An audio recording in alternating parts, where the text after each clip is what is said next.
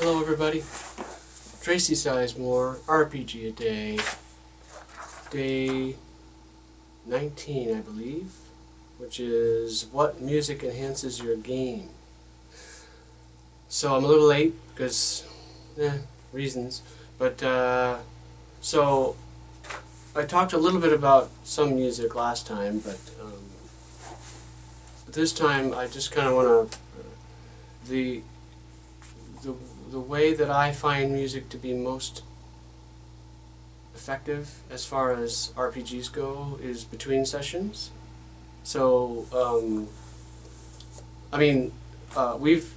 my group has had music playing during the game, and it can be fun for specific games, for sure. When you're trying to evoke a feeling like, we're playing a game in the 80s. It's kind of fun to have a soundtrack for the 80s playing in the background, and even if it interrupts the game, even if it distracts people, it adds to the flavor of it, because you're getting the sense of, oh, we're grounding ourselves in a specific era, or have a specific feeling because of the music that's playing. So I think it's okay to have music playing for specific reasons, for specific games, when you're trying to evoke a feeling, even if it distracts sometimes. But I think my most effective for me is as far as my relationship with music and gaming is as inspiration and as communication to players about the game. So, for example, the last time I talked about the stats. Witch Doctor, which was sort of really perfectly evocative of the tone of the Necessary Evil playing supervillains who are trying to do something and get out of New York. That song sort of perfectly evoked that feeling, and in addition to perfectly sort of encapsulating one of the PCs as their powers were. But Daryl played that, or shared that song between sessions with us. So he'll say, okay, so great, awesome session everybody, and by the way, here's a perfect video that, encapsulates the feeling of this genre and what we're going for and perfectly embodies this character and all that.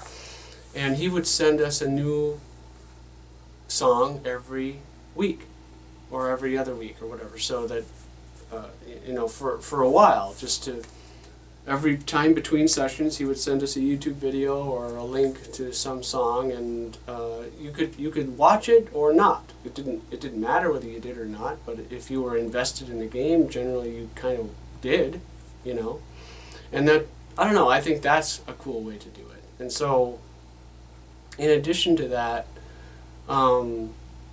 when I created Teen Crush, I created a playlist in Spotify for myself mostly, about what I wanted the feel of the game to be, and I shared a few of them with the players. I don't know whether that helped or not, but it helped me.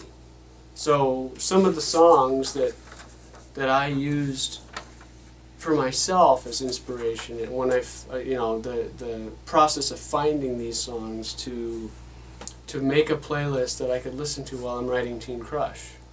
Some of the songs I used were like Kelly Clarkson's "What Doesn't Kill You Makes You Stronger," and Rachel Platton's "Fight Song," and I'll link some of these in my Facebook and below the YouTube video, just to give you an idea of the kind of stuff that I respond to. And like Pink's Try. Pink's Try is awesome because it's kind of not about being a superhero, but to me it is. I don't know. The lyrics speak to me in a way, keep fighting, keep trying, keep going, even though it's hard. And I think that is, it's such a good song. such a good song, and to me it inspired that feeling that I was going for, which is teenagers doing their best to do the hard work of being a hero. Pink's Try. That was a good one in that playlist. And then as a more fun thing that was I definitely did share with the players for Teen Crush, and if you have been paying attention, you know what Teen Crush is about, and includes this arrogant, sort of problematic, insufferable, very I'm a hero, what are you? I mean, guy in Captain Crush, and the song that I used to embody Captain Crush seems a little odd at first, but it's sort of perfect, and that's Me Too by Meghan Trainor. So I shared that song with my players to say, hey, Captain Crush is male, but this song embodies exactly his attitude, which is, I'm fantastic. I am phenomenal. I mean, and Me Too is perfect. It's a perfect Captain Crush song. And even down to its feminine energy. Perfect Captain Crush song. And I definitely shared that with the players sort of between sessions. Say, hey, you've met Captain Crush now. Here's the musical embodiment of Captain Crush. So, yeah, I don't know. I think between sessions and sharing with players in a voluntary way, if they don't want to, they don't have to. But if they're engaged enough to be interested in the kind of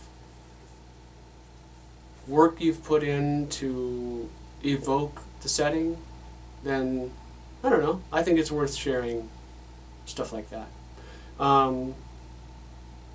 And finally, my nod to K-pop in this episode is I also I used Run Devil Run, which is a Girls' Generation song, but it was actually originally written by Kesha.